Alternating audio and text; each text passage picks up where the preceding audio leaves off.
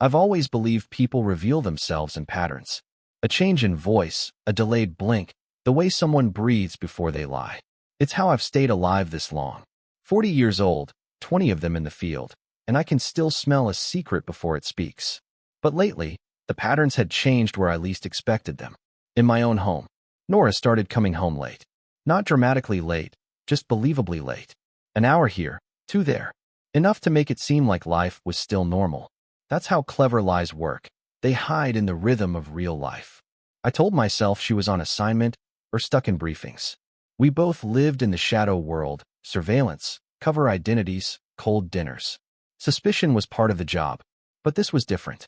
This felt personal. The first night I checked her phone was the night I stopped being her husband and became her handler. A text. Deleted. A new contact with no name. Just an initial. M. A photo that wasn't meant to stay, but I caught the reflection of a man in her sunglasses. That was enough. I planted a tracker in her car. I told myself it was for peace of mind.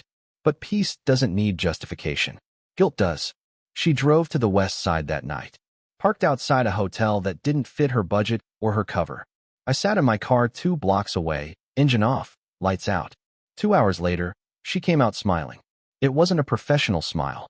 I'd seen that one too often in briefings. This was softer, intimate. When you spend years decoding micro-expressions, you learn that silence is the loudest language. At home, she moved differently. Used her left hand more, wore lighter perfume, avoided mirrors. She still kissed me goodnight. Still laughed at my dry humor. But her eyes didn't wait for mine anymore. They just passed over me like a reflection she didn't need to study. I watched her sleep that week. Not out of love, out of curiosity, trying to see if I could catch the truth breathing beside me. 3 days later, I followed her again. Same hotel, same pattern, different lie. This time I went inside, blended with the crowd, waited near the elevator. She stepped out in a gray trench coat, the kind I'd once bought her in Prague. And with her was M, a man with a careful walk, someone who'd been trained. That stung more than I expected. She hadn't just betrayed me. She'd chosen someone who knew exactly what betrayal costs. They didn't see me. They never do. I let them pass. Watched them disappear into the night like a memory that didn't want to be remembered. That night, I poured myself a drink and stared at the wall. In our line of work, you can disarm a bomb with shaking hands, but you can't confront love with steady ones. I could have stormed into her world, demanded answers, cornered her with evidence. But spies don't do closure. We collect data. We build patterns. We wait for confirmation. Confirmation came a week later. A message intercepted through an encrypted relay. Not from her phone, from his. An image attachment. Her asleep, his arm around her. Timestamp 2 hours after she told me she was working late. I saved it. Not to remember. To remind. I didn't tell anyone. Didn't even let anger in.